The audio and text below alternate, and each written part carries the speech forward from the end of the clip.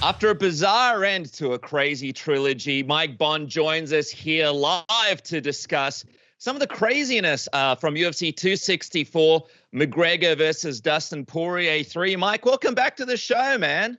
Hey, thanks for having me, and especially on such a big card. I mean, what, you couldn't get anyone better for this type of event, or what? We're saving you for the special events, man. You know, you are the Conor McGregor of what suburb do you live in there in Canada? Toronto, downtown Toronto. Is that a new suburb? No other media it's like me and Drake. We're on the same level in these cards, yeah, you know? exactly. Drake was And unavailable. have the same goal. Yeah, so you're the Conor McGregor of that street there. So it's good to have you on the show. Where was Drake tonight? I didn't see him in like the 12 million celebrities that we got. He was cursing from afar. He saw Conor was fighting and he said, you know, I'm just going to put the curse out via, I don't know, telepathy. And boy, did the curse work, man, because what a weird ending to UFC 264. I got to be honest, like when this fight was first announced, I was like, you know, I'm semi-curious. But as the fight week rolled in, man, I was dying for this fight. I felt like I was sweating. We get that, you know, that fan excitement when the fight starts. And then it felt so anticlimactic, although got to give credit to, obviously, your boy. He's your long-lost separated brother, right? Dustin Poirier, Mike, you and him go back a long ways, putting on a great performance and then ultimately just a weird finish at the end. What was your immediate reaction when you saw the way it played out? Yeah, I mean, it was obviously like right away a little bit of confusion because it seemed like obviously Dustin was mauling him towards the end of that round. And it's like, oh, well, like it almost felt like Herb Dean could have stepped in there with like 2 seconds left, but he gave Conor the leash. And I was like, wow, Conor kind of got saved at the end of that round. And then you see his ankle and just that whole thing unfold. And it's just like, wow, obviously this fight isn't going to continue, and then officially gets waved off. So it was just a lot of chaos there, and obviously a little disappointment. I felt that fight, as I'm sure many people did, was trending strongly towards Dustin Poirier's direction. I mean, I feel like probably was going to get that second round TKO coming up. Like Conor was getting pretty beat up on the ground, and I'm sure he would have been a little more tired going into that second frame, all that kind of stuff. So I guess it was just kind of an earlier conclusion to what was supposed to happen. And I'm sure we'll get into it. It leaves Conor McGregor with this big out of like, you know, I didn't really lose this fight. Yeah, a lot to discuss here and a lot to unpack. And before we even get to the gilly that Conor McGregor tried to jump on Dustin, I mean, out of everyone, Dustin the gall on him to do that against Dustin Poirier of all people, the gilly jumping master. It's like taking on Tai Tuivasa in a shoey competition after a fight. It's not to be done. Let's talk about the start of the fight there. Conor McGregor comes out, starts going heavy on the leg kicks. He's got a little bounce in him, and we see a return to the older Conor McGregor that uses a lot of kicks. What was your reaction to the beginning of that fight and to the game plan that Conor McGregor was trying to implement, and then also how Dustin was able to cope with it? Yeah, I thought it was smart for Conor. I mean, he needed to mix it up. He couldn't just come in the boxing stance and do what he did in the last fight, because Dustin would have just chewed him up. And I think he did, I guess, what he had to do in that opening minutes, and that's just go balls to the walls. And you saw some of the haymakers he was throwing. Some of the kicks were definitely taking their effect, but if you believe Dustin Poirier, maybe they took too much of an effect, because it seems like he thinks Conor hurt himself with the aggressiveness of those kicks, and one that he checked early on. So, I mean, I guess we'll ever know exactly where the truth lies in that part of it, whether Dustin's theory is true there. But I thought Conor, I guess, did what he probably needed to do. I mean, you can play this fight out 100 times over and they can make all the adjustments they want, but my analysis of it will always be Conor McGregor needs to finish Dustin Poirier in like 7-8 minutes. You know, that's how he's going to get it done. Dustin, as I said, coming in, he can win this fight by knockout, submission, or decision, but I never saw Conor having any other path to victory besides a knockout. So he needed to try to go in there and zip Dustin as much as he could. He landed a couple good shots, but as we've seen with Dustin Poirier over and over at lightweight, he's not the same man that we saw, you know, Michael Johnson knockout aside at 145, taking some of those shots, especially in the first Conor fight. So Dustin weathered the storm like he did the first fight, and then it really just started to go one-way direction when Conor made a inexplicably poor fight IQ choice of dropping for that guillotine. And then, you know, it seemed like the end was there, obviously, you know, a freak injury notwithstanding. Yeah, and it looked like Conor was getting a little bit tired before then anyway. I don't know whether it's the amount of kicks that he was throwing. Obviously, like those spinning attacks are really good from Conor because it kind of works opponents to where he wants them to go, but he came out so guns blazing. And I wonder if that sort of took a toll on him. I wonder if that was an error on his part. He seemed so emotional. Who would have thought that Conor would be the emotional one as opposed to Dustin Poirier, trying to squeeze out any last minute moment of opportunities for mind games, trying to get at Dustin, during the announcements and when he got in the cage and all that kind of stuff. But, Conor got tired. Dustin hurt him on the feet, and then Conor jumped for the guillotine. Why do you think he did that? I know obviously Max Kellerman and Teddy Atlas, who, by the way, are both phenomenal in their own right, but it was just kind of bizarre seeing those guys on the analyst panel while, Bisping and Dominic Cruz just sitting outside waiting like, what about us? Are we chopped liver here? What do they know? Only former UFC champions. Yeah, I know. It's not like they have any experience, but why do you? I know Max Kellerman was saying, look, maybe it's a case where Conor McGregor kind of thought that he couldn't win, and he kind of jumped on it as like a last ditch effort. What did you make of that guillotine? Such a bizarre seeming strategy against the likes of Dustin Poirier. Yeah, I don't know. I mean, I'm kind of hard pressed to believe that that's the moment he was like looking for an out or something. I feel like at that point, even though, he was up against the fence and stuff, like I didn't feel like he was out of that fight at any point there, like in that particular moment. So I don't think Conor was like, using that as a way to get to the ground or quit or whatever. I mean, I can really only bring it down to ego. Maybe that like he's thinks, in his own Conor McGregor mind that like, yeah, I'm going to submit Dustin Poirier with a guillotine, the move he likes to talk so much about. And it's obviously hilariously ironic after he brings up, that quote with the aforementioned Stephen A. Smith about, it's not a real result unless it's a knockout. And here he is trying to submit Dustin in the first round. So that was kind of funny. But yeah, I mean, I guess just heat of the moment, thinking that maybe he had something that he didn't and made a poor fight IQ decision. I mean, I can't really chalk it up to more than that without actually having Conor explain it himself. And I wonder if, I know Dustin thinks he heard that shit early on when he checked a kick. I wonder if maybe he knew one of his legs was compromised and wanted to take a break from standing up, and if down the track, that's what he talks about. But I'm curious, what did you make of that ground battle between Dustin and Conor? I mean, Dustin was able to really hurt Conor at certain parts of those exchanges. Conor was throwing some crazy up kicks at certain points as well, and Dustin copped a couple of those. There was a lot of back and forth. Conor didn't really try to get up off the ground. He kind of fought from his guard as well, which I found to be very interesting. And it kind of looked like he tried to throw up a few submissions, which was also an interesting choice as well. What do you think was sort of going through his mind after that guillotine failed, and how do you assess what happened afterwards?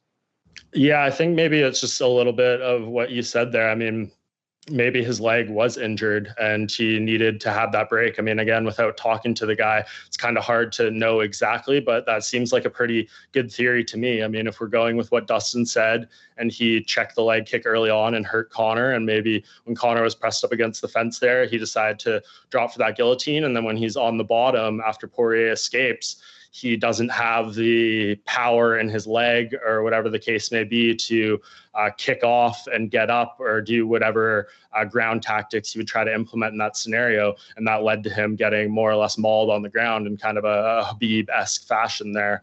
So, I mean, that theory makes sense to me. Like, he didn't get up on his own. Dustin led him up, and then the injury happened like moments thereafter. So as we're kind of piecing together all these little things here, I mean, it seems like we're bringing together a pretty solid theory or narrative on how all this tactics and how all these choices may string together. That's right. We're like grizzled detectives in like a film noir who live in single bed apartments near the train tracks. It's like it was such a freak accident. Like you see the kick that Conor lands and Dustin does point to it. So I wonder how much that had to do with it. I wonder if it's a case also, not making excuses for Conor, but I wonder if he was just, slamming those kicks all training camp, and maybe there was some kind of weakness in his bone. When he threw the punch and they both kind of missed, and then Conor stepped back, it was like when he threw that punch, you see his leg kind of buckle a little bit. And then when he stepped back on it, it almost kind of finishes the job.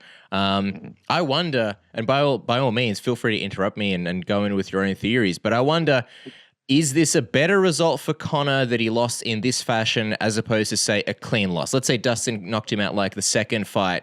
It would have been pretty bad for Conor. Is this in a weird, strange way, even though it may affect his career worse down the line, is this somewhat of a better result? Because you can already see Conor trying to write the narrative and say, hey, he didn't beat me, I beat myself.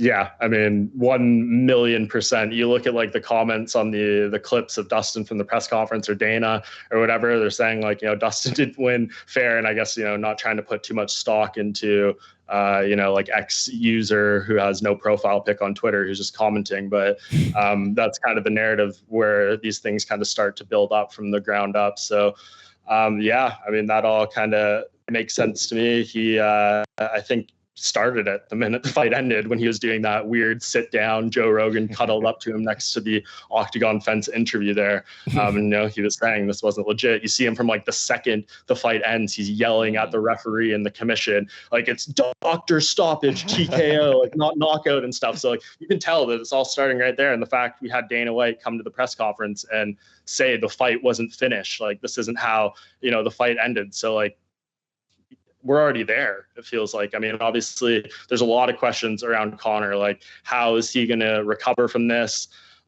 Will this be the moment that he kind of decides like, doing this type of rehab isn't worth it to actually come back and fight, get in a training camp?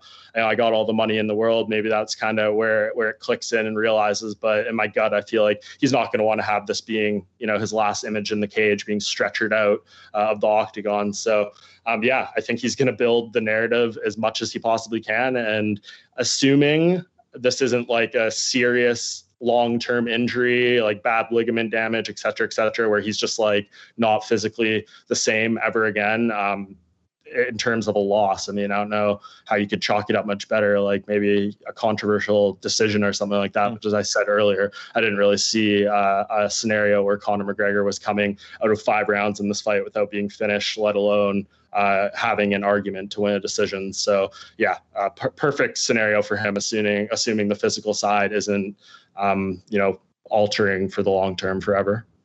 And I think it's true as well, Cass. I agree with you. I think, and you guys, that I think that, the way it played out is better than him like getting knocked out in the second round. But one of the things that I was a little bit like, man, because Conor McGregor, he usually reads the room really well. And here you have a guy who just broke his leg, who arguably, in a lot of fans' eyes, just got beat up by Dustin Poirier. And he's yelling things about the guy's wife. He's carrying on, right? And you go, if you want to kind of play the warrior card here, you get down on the ground, you go, fair credit to Dustin, I'll be back. And all the fans are like, hey, we want to see that 4th fight, right? When you're sitting there and you just had a guy put on that performance against you and you're yelling all this stuff about his wife, I don't know. I want to hear your guys' thoughts on it. Does it sort of take away from the situation a little bit? I feel like a lot of fans are a little bit like turned off by those comments and the stuff that he was saying in that octagon right after that leg just got hurt. Just quickly before you go, Mike, it kind of reminded me of the Khabib post-fight scene. Like, obviously not to that extent. That was just madness, but like same arena, Conor losing pretty clearly. And then, still trying to kind of come out as if like, I didn't really lose. I kind of came out on top. You see Conor's analysis of that night against Khabib and it was like, I hit his brother, his cousin, and I got the last punch in. Therefore, I won the night. And now Conor's saying like, we'll do it in the parking lot if need be. And it's like, dude, you can't even stand right now. Like maybe this isn't the right way to go about it. And then obviously like, bringing Dustin's wife into it. What did you make of it, Bon? Yeah. It was, pretty lame and, unclassy by him. And the thing is, it's like it undoes a lot of the good that Conor's done. We could obviously talk about for hours about the negative elements that he's kind of put up for himself, both inside the cage and out. But the one thing I've noticed from him, at least, following the first Nate Diaz fight, following the last Dustin fight when he comes to the press conference. Like he handles it pretty well. Yeah. Gives respect, says, I'm going to make these changes. Like obviously the Khabib thing was so much hate involved and whatnot. So like, I understand, we didn't get a post-fight press conference with him because he was, talking to police about getting pummeled in the cage by Khabib's teammates and stuff. But I imagine he probably would have not handled it so well that night. But at least from what we've seen, like the previous Poirier fight, the first Diaz fight, he came and was classy and, said all these things. And I was like, wow, like for all the negative about Conor McGregor, he, shows up and he'll face the music, whether it's good or bad. And especially after the Diaz fight where we had like the Ronda Rousey thing the month before, way back when, and she handled her loss so poorly. And then we had Conor come in and handle it so well. And you're like, look at the paradox between, at the time, who are the two biggest active superstars in the sport. And he's just come a very long negative way from that. I'm, I guess, trying to make up my mind whether we give him a slight mulligan. I mean, the man's sitting in the cage with a broken leg and bleeding out of the side of his head, and I'm sure is in a lot of pain. Emotions are running high. The first time he's lost back-to-back fights in his career, this was pivotal for him. It wasn't just a loss. It was, you know, like a damage-inducing loss with this weird injury and stuff that he has. So like emotions were obviously running high, but he was clearly conscious of what he was saying in the moment. I mean, he went pretty specific on Dustin's wife, calling, you know, her a hoe and all these different things that were just like, bro, come on. So yeah, it was just like, on one hand, from what we've been covering the sport so long, you guys know, like nothing that comes out of Conor McGregor's mouth is probably a surprise at this point, but obviously you wish, especially on such a big stage, however many million people ordered this pay-per-view, he handled it with a little more class. But you're going to have the one side of it, who I said off the top, this is going to induce all the Conor McGregor fans and the people on his side to saying Dustin didn't really win, he'll be back, you know, champ for life, whatever you want to say. And then the other side will be like, wow, he's classy. I'd love to see Dustin kick his ass again. So I guess if you're Conor and you're trying to build momentum towards a fourth fight, maybe not the worst strategy in the world. Yeah, maybe. But it's also like, I think a lot of fans were just a bit puzzled. Like, what does he mean about this wife? You know, like when he was doing the press conference and he's like, your wife's your husband or your husband's your wife. And he's trying to get these chants going. And I think people are just genuinely confused because it's like, you know, like you're a married dude with a family as well. And you're saying this stuff about another guy's wife and all this stuff. And I'm just curious, Mike, because we've never really seen Conor McGregor have a bad lead up to a fight in his career. If you think about it, trash talk wise, like the Khabib thing was very controversial and it got pretty full on. But would you say that the lead up to this fight, the press conference was a bit strange? Like a lot of fans feel like he almost might have lost it. Dustin had some good zingers in there. Then you had the post-fight chat here. He was very, very full on in some of the interviews. Do you think this was maybe the first lead up to a fight where Conor McGregor kind of missed the boat a little bit with the trash talk? Yeah, I mean, it was interesting because he didn't do much media. I mean, I did this Rolling Stone Q&A with him on like the Tuesday of fight week, and it was over email, and you know, who knows if he even said those quotes he gave to me or if it was like something from his team. But so we didn't get a ton of them. But the first fight week interview was with Oscar Willis of the Mac Life, and you see him, that's like 4 minutes. It was, in my opinion, like pretty perfect. Yes, he said those very bold words, you know, I'm going to put him out in a stretcher, which is, you know, hilariously ironic when he's the one who got taken out on a stretcher. But I was like, wow, like this is intense. And for a moment I was like, wow, like this could be kind of concerning for Dustin. But then you see him get into his subsequent interviews the following day where he's talking to Ariel Helwani, BT Sports, Aaron Bronstetter, pretty much, you know, every other outlet that he spoke with. And it's just like, oh, like it got very desensitized to his words pretty quickly. And I was like, oh, like the luster that I felt based off that one interview with Oscar, which I thought was great.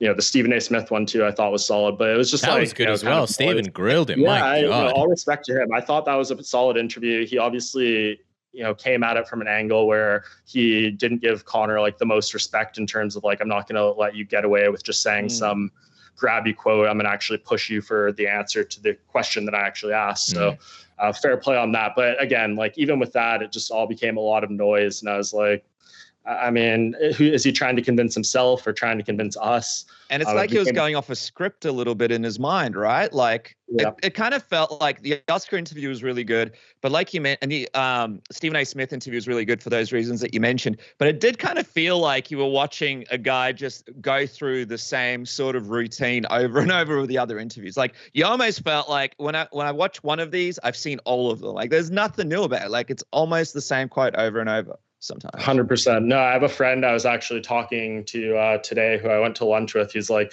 I guess you'd call him as a casual, but he actually lives here in Toronto from Ireland. And he said he watched like all of Conor's interviews back to back on whatever day, Wednesday or Thursday. And he was like, yeah, like it was just came to the point. You watched them one, you watched them all. So I guess you can make of that what you will. Like, I get it. That's most pre-fight interviews with fighters when they're forced to go through this like fight week ringer. There's not like a massive distinction. So like whatever on that front. But to me, the more significant thing was when he got face to face with Dustin at the press conference. You know, like the Jolie's wife thing just reeked of desperation. The kick during the face off reeked of desperation. So again, like, was he trying to, it was clear, very clear, even before this fight week hit, and going back to the last one, that Dustin wasn't going to get flustered by this stuff. And, so I guess it was more for Conor than for anyone else. And if that's what he feels got him into the right mindset, then I guess cool for him. But to me, as the fight week was going on, it was like, wow, Conor is going all in on this. He says, and again, you know, the way the fight ended kind of unreeled some of this, but he says how it's the best training camp of his life. You know, he distanced himself from his family. You know, he did this thing, he did that thing. Like there's no excuses the way I felt coming into this from everything he said. He invested 100% of his eggs into this basket for winning this third fight. And, you know, under normal circumstances, if he just lost the fight clean, I'd be like, wow, this was a big hit to kind of who Conor McGregor is. But now he has this door open and he can say all these different things. So it kind of undoes some of that. But that's how I felt as the fight week was going, that he's just saying, whether it's for him or for somebody else, but he is like, the way he's framing this fight, it's almost all or nothing. Yeah, well, with the Aldo beat lead up, I feel like he was trying to sell the public on buying the fight. With this one, I feel like he was trying to sell himself on the idea that he can win the fight. Do you want to see a fourth fight, Bond? Like, I keep referring to you as Bond, as if you're James Bond or something, but I can't help it. I'm in too deep. Bond, Mike Bond. No, dude, that's actually funny because like everyone in high school and in university, like no one called me Mike. It was just Bond. It just sounds good. It actually makes me feel like I'm at home with you guys, so I'm very comfortable. 007, Mike Bond. But yeah, like, you know, I know Dana is saying that we're going to see a fourth fight, and, you know, Dustin is saying, yeah, in the cage or out of the cage, but like, I kind of feel like, yeah, it wasn't a definitive ending, but like you said, it did feel like that Dustin finish was probably coming in the next round. It seemed like Conor was running out of steam. I almost feel like I've gotten enough of what these two guys can bring when they share a cage together. Are you interested in a fourth fight at all?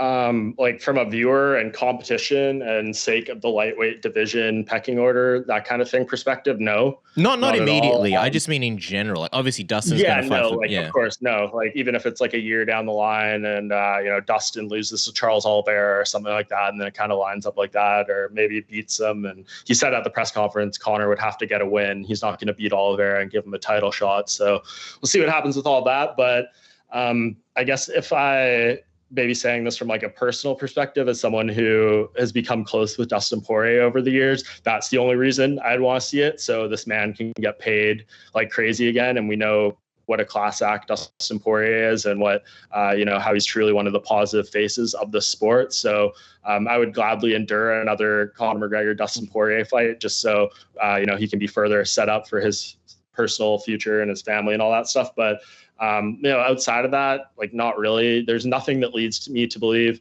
I was pretty confident coming off the last fight that this was going to be Dustin's. I picked him.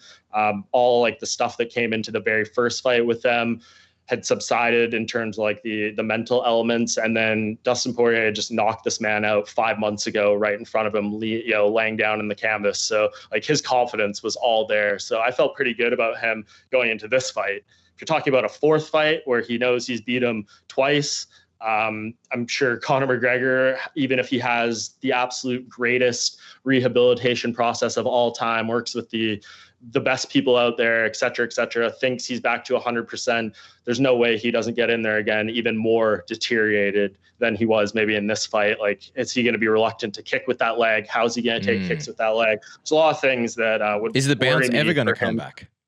Yeah, I mean, you just don't know. Like, we're obviously doing a lot of speculation here because it's so fresh. But like Conor McGregor almost against anyone at this point is a little concerning in terms of like the top fighters. So yeah, I mean, like a fourth fight, it's kind of one of these ones that's in their back pocket now, like a third Diaz fight. You know, Dustin drops a couple Conor wins one, loses one. They could do it a couple of years down the line, but like in terms of right now, I want to see Dustin Poirier fighting for that lightweight title. If he beats Charles Oliveira, I'm sure there's like a Justin Gaethje, Michael Chandler, et cetera, type of guys. I'd like to see some order restored there. And, we'll see what the future holds for Conor McGregor if he's if he's in condition to even do this in the next while here. The UFC re-signs Diego Sanchez, Conor McGregor versus Diego Sanchez, and then he's fighting Dustin Poirier for the lightweight title of the world. You joke, but it's written in the war room right now at the UFC HQ. I did. It might be. I mean, the fight I do, and I don't know if we were going to talk about this for Conor, is pre-injury, I guess. I thought the RDA one made all the sense in the world just from the little weigh-in spat, their history. RDA, threw some chirps at him saying, "You made fun of me for hurting my leg," and took a photo of him in the splint. So there's some heat there. I think that's an interesting fight. We know we don't have to go over everything that Conor has open to him. It's just, I guess, so many questions about his health at this point and what this is going to mean for his desire and timeline to fight. Because this guy turns 33 in 4 days. What a terrible birthday that's going to be for him. But does he get back by the time he's 34? That feels kind of old for Conor McGregor. It's just craziness. This complicates things a lot for what he means to the sport. But we're used to Conor McGregor not being around. Kind of at this point, he's had 3 fights in the last 5 years. So the UFC will go on without him. Things will happen, and if he gets back to health and being ready to fight, I do definitely think a 4th fight is one of the many options for him, but I would not place it near the top of my list right now. Yeah, very dangerous. And by the way, dangerous because of the fact that you have a guy who's like a billionaire sitting around with a broken leg, and once he can't train, what will happen? We've seen Conor McGregor sort of disappear before and just go off. I don't think he can stomp anyone's cell phone with that foot now. So. Yeah. All the cell phones are safe at the after party if it still happens, but at the hospital. But I was going to say that it's going to be interesting, though, to see if he can keep his motivation. I mean, this guy is super rich, has a million things going on.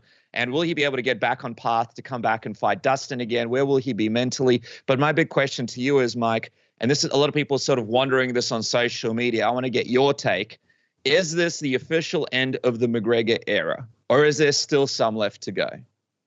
I mean, I guess depends what context you want to put it in. This is something I also said in some interviews leading up to this fight, which I think is, even more particular to emphasize now. I thought this fight for me, everyone asked, I'm sure you guys talked about it and got asked about it, what does this fight mean for Conor McGregor's legacy? They talked about it 12 million times on the broadcast as well, what, a win or a loss would mean. But for me, I've always thought, and there's no denying Conor McGregor, especially in his prime, was insanely talented. He broke barriers, the 2 titles and 2 divisions thing, being the first to do so was incredible. Just that run from early 2015 to mid 2016 was one of the greatest times in the history of the sport to cover from, an entertainment side, from a traffic and attention standpoint, looking at from the media element. But to me, Conor never really proved himself as an all-time great. If I asked you guys to list your 10 or 15 best fighters from skill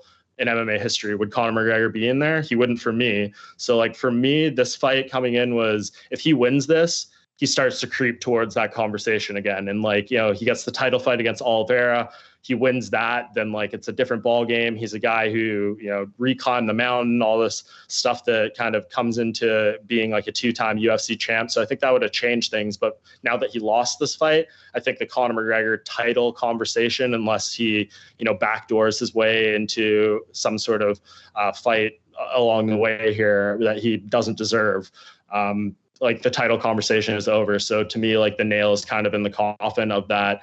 If someone asked me who are the best fighters in MMA history, I will not say Conor McGregor. But if you ask me who are the most significant fighters in MMA history, I'll gladly say Conor McGregor, because he's definitely there from what he's done. So in that sense, is the elite Conor McGregor championship conversation, Conor McGregor, is that era over? For sure. Is the era of his career over? I think that's to be determined depending on the nature and the recovery of this injury, because I think there's still a lot of fights out there for him. We want to see him fight Nate Diaz again. We'd like to see Jorge Masvidal. List goes on and on. So RDA. So there's a lot of fights there, but I just don't feel anyone who brings up Conor McGregor as like a legitimate lightweight contender right now is talking out of the side of their mouth. It's one of those things as well where we thought we'd get a run out of him. We thought he'd be back and sort of do these back fights and have a season, and stuff just keeps popping up and getting in the way. And here we go. This is a significant injury. He's going to be out for quite a while. He's getting a bit older. Who knows what the future is going to look like. Just quickly, before you move on, Dennis, isn't it funny how him and Anderson kind of sharing similar injuries, but like there's a huge age difference between him and Anderson. They're from different eras, and yet their runs are in a way ending at a similar time. I know Anderson's a lot further down. He's like out of MMA basically, but you kind of get a similar feeling from Conor that, his best days are behind him. So you're saying Anderson Silva versus Conor McGregor in a boxing match? Hey, man. It's going to happen in like some Tijuana jungle or something. 100%, man. Unless he wants to take Jake Paul's $23 to box him. Then yeah. 100%, man. Well, you mentioned $23. If you do have a few couple of bucks and some spare change laying around, it can dramatically change your life. If you're looking in your drawers thinking, my God, there's a forest in there, I need to do something about it, get the Lawnmower 3.0, the best grooming tool on the market. It'll change your life, make you more streamlined, make you more aerodynamic. It'll improve your dating life, your self-confidence, just everything with its skin-safe technology. Never cut your balls ever again. You think Conor McGregor's leg was mangled today? Think about what a blunt razor could do to your balls. Don't do that. Avoid that. Get the Lawnmower 3.0. And of course, they've got other great products on the site. Things to help you smell good, nice and clean, keep everything from your balls to your feet clean, and be the best man you can be with the Lawnmower 3.0. And of course, the 20% off discount. Who doesn't want to save money? Save 20% with the code submission and keep your beans smooth. Isn't that right, Dennis? That's right, Cass. Manscaped is the place to go. And how did you guys go this weekend, by the way, with making some serious money on the fights? Because there's only one place to go if you want to make that real cash, and that is with my bookie. If you guys didn't get a chance to yet, make sure to go on there and sign up with promo code submission. Get that bonus deposit of up to $1,000 and make that wallet a little bit thicker for that big time at the end of the year where you got to buy those Christmas presents for the family and all that other stuff that you love, big screen TVs, fast cars, even faster women. Make sure to go to MyBookie right now. Use that promo code submission. Get that bonus bet of up to $1,000. Bet anything, anytime, anywhere with MyBookie. But, dude, one guy that definitely had a good night in the office, and I want to wrap on this, Mike, is Tai Tuivasa. I mean, what a great performance from him. He has a huge fan base down here in Australia. He's someone who, if you ask a lot of the Aussie fighters, who's your favorite dude on the roster, Tai Tuivasa comes to mind. He's just an absolute character. And here he is. He gets this great win over Greg Hardy, and he's able to stop him. Someone who fans don't feel very strongly about and kind of wanted to see get that loss in the octagon the way that it went down. How big of a night do you think this was for Tai? How many more fans do you think he gets from this? And what do you make of the position that he's at in his career right now? By the way, this is a guy that's saying in his future fights, he's going to be training with DC at AKA. And we all know those are some very important areas for him to cover if he wants to sort of make it to that title picture. Yeah, I mean, this guy's such a legend. I mean, if I had any beers left, if I didn't finish them all, I might do my first ever shoey right now. No, what do you conveniently, there's not any here, so damn it. Too bad. Maybe next time, but yeah, dude, like what a night for him. That was just pure entertainment from beginning to end. Him coming into the cage, walking out to freaking Spice Girls, and then, puts on that performance. Then, like, I don't even know how many shoeys he took on the way out of the cage, taking one literally inside the octagon. That was amazing how quick they got that to him at that point. Like, I thought it was just such a great performance. I mean, if we're being honest, like, do I consider Tai Tuivasa right now one of the best heavyweights in the world? No. I mean, but is he one of the most entertaining guys in this division and someone that every single time he fights, do I want to see his pre-fight interviews, what he does in the cage, what he walks out to, the post-fight? Yeah, like, he's that guy to me. I think doing it on this card, on this platform against Greg Hardy, who, like you said, is a pretty big villain in a lot of people's eyes. Just such a great night for him. I mean, you couldn't ask for anything better. Yeah, it was so good. And I think the future's bright for him. He went through that rough patch there where he lost 3 in a row, and you're like, is this guy like just going to be the fun fight guy? And maybe he is to a degree, but like Greg Hardy with his stature is a good win for him. And this sets him up for, some more good fights. Just put him in bangers, man. Cause this is what we want to see. We don't want to see him fight, Curtis Blades or something.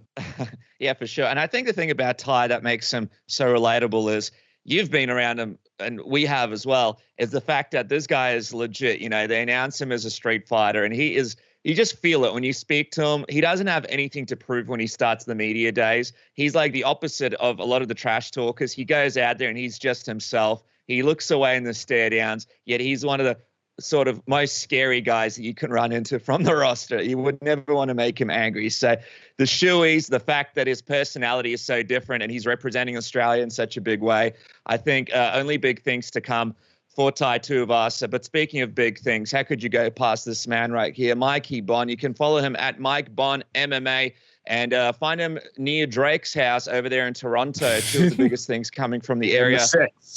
We're we're lucky that we got number one. Drake doesn't belong in this show. I mean, he is, I think, just like chumming it up in California anyways. He's kind of left us with our border issues and stuff. So, F him. No,